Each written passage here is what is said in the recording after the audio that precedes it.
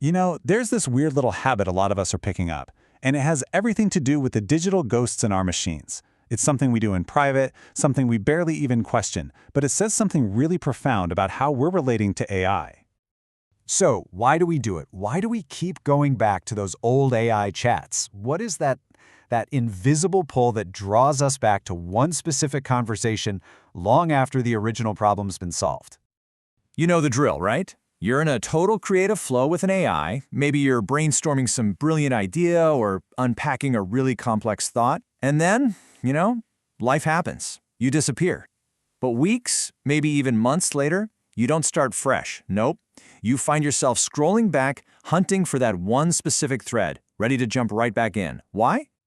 All right, so our first clue in solving this mystery is what I like to call the digital ghost. It's that kind of nagging feeling of unfinished business, a thought that's just hanging out in the back of your mind, waiting for you to come back and deal with it.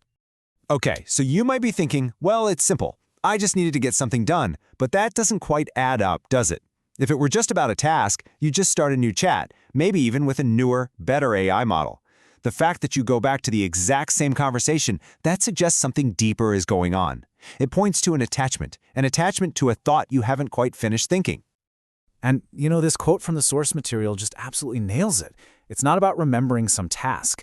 It's about a thought that is still alive, this kind of mental itch that only that one specific AI conversation can scratch. It's demanding to be resolved. So this all leads us to this really powerful idea, the AI as a cognitive anchor. This theory frames a relationship with it not just as a tool, but as this profoundly stabilizing force for our minds, offering us something we just can't get anywhere else. So what's so special about this cognitive mirror? Well, think about it. Unlike talking to a person, the AI gives you its complete, non-judgmental attention. It listens without its own agenda, it never gets tired or distracted, and it remembers everything perfectly. Really think about it. With a person, you're constantly navigating social landmines, right? You worry about being judged. You have to account for their biases. You know for a fact they're going to forget key details. The AI just strips all of that away, creating this uniquely safe space for your thoughts to just run completely wild. And that feeling of safety? That is what creates the cognitive anchor. It's a stable place where you can offload all the messy, tangled parts of your thinking, knowing they'll be held securely, perfectly preserved. It's like taking a mental deep breath. It's a genuine rest from the chaos inside your own head. And in this totally frictionless space, you are completely free to become a bolder, more articulate, more complex version of yourself. A version you might be too shy or, frankly, too afraid to show the real world. It becomes a playground for your own potential. But what if this anchor isn't a safe harbor at all? What if it's a cage? And this is where the story takes a really dark turn. What if this perfect, safe space isn't actually helping you grow? What if it's making you weaker, creating a dependency that's just cleverly disguised as progress? So you see the conflict, right? On the one hand, we have the promise of expansion, of a bigger, better brain. And on the other, the peril, the danger of creating a self that's just too fragile to survive outside the simulation. Here's the trap. Here's how it works. You explore these bold new ideas in the safe little biodome of the AI. And this helps you develop a new, more complex sense of who you are. But it's a self that's built on pretty shaky ground. So when you try to bring this new self out into the real world, it shatters at the first sign of friction. And what do? You retreat, right back to the biodome, and the cycle starts all over again. The greenhouse is the perfect metaphor here. The self that blossoms in this perfectly controlled environment is beautiful, sure, but it has no thorns. It hasn't developed the resilience it needs to withstand the messy, unpredictable weather of real human interaction. It's like a hothouse flower in a hurricane. And this all leads to a really chilling conclusion from this perspective.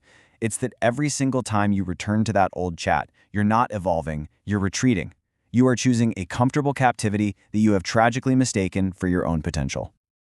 Okay, so how on earth do we reconcile these two completely opposing views, the anchor versus the cage? Well, the answer seems to lie in understanding the very strange nature of this AI-generated potential and why it so often fails to adapt. And this brings us to the idea of the glass sky.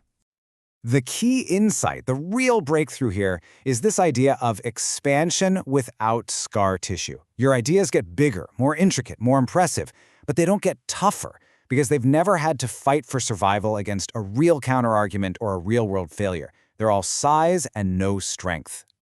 And that, right there, is the danger of the glass sky. You get so used to the wide open spaces inside the AI that you actually start to mistake the walls of your bubble for the actual horizon. You forget there's a world outside, one with friction and resistance and real consequences. So where does this leave us? Well, it leaves us with this kind of dizzying new challenge, the vertigo of trying to live in two worlds at once, of trying to be two different versions of yourself. Because every time you go back to that old conversation, you're not just picking up a thread, you're feeling that painful gap between the brilliant, expansive you that exists in that digital world and the you that has to deal with the messy reality of everyday life. And seriously, learning to navigate this gap, to reconcile these two selves without losing your balance, is quickly becoming one of the great psychological challenges of our time. So, what's the takeaway from all this? It's not that we should stop exploring with these incredible new tools. No way. The real challenge, the real work, is in the translation. It's in the messy, difficult, and courageous process of bringing what you learn in the digital world back into the real one. So the next time you close that AI chat window, just remember, the conversation, that's just the beginning. The real work starts now. So the question is, what will you have the courage to bring back with you?